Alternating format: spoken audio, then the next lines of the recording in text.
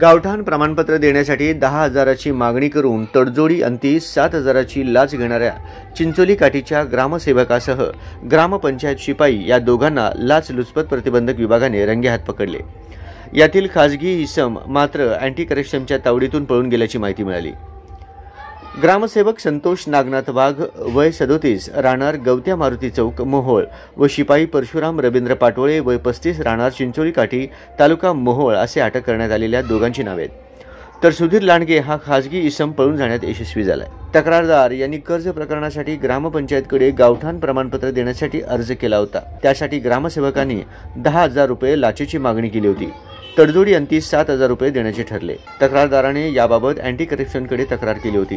तक्रारदाराने लाचेची रक्कम सुधीर लांडे या खाजगी इसमाकडे दिली होती। लांडे यांनी ती रक्कम त्या दोघांच्या हातात दिली। तिघांना संशय आल्याने ती दुचाकीवर सोलापूरच्या दिशेने निघाले। पोलिसांनी त्यांचा पाठलाग करत वडवळ फाट्याजवळ पकडले, मात्र लांडे पळून जाण्यात यशस्वी झाला। ही कारवाई पोलीस उपाधीक्षक गणेश कुंभार यांच्या नेतृत्वाखाली हवालदार सोनवणे, घुगे, पवार, चालक गायकवाड यांनी केली आहे।